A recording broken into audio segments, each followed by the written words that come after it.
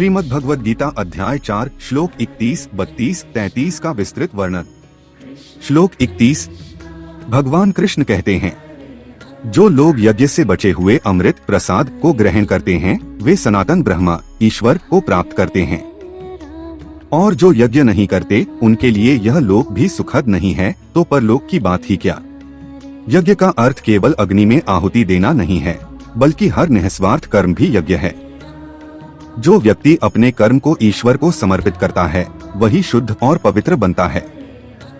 बिना यज्ञ निस्वार्थ कर्म के जीवन अधूरा और अशांत रहता है। हर कार्य को सेवा और समर्पण भाव से करना चाहिए। निस्वार्थ कर्म ही सच्चा यज्ञ है। श्लोक 32।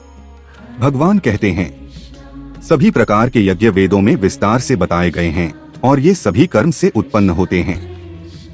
इस प्रकार जानकर मनुष्य कर्म के बंधन से मुक्त हो सकता है।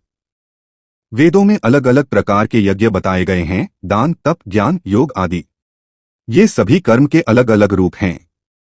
जब मनुष्य इनका सही अर्थ समझ लेता है तब वह कर्म के बंधन से मुक्त हो जाता है।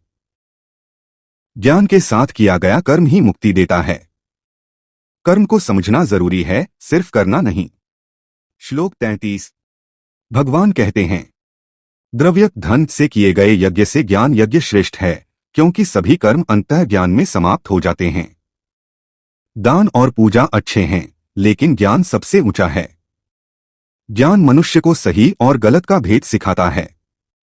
अंत में हर साधना का लक्ष्य ज्ञान और आत्मबोध ही होता है। ज्ञान सबसे बड़ा यज्ञ है।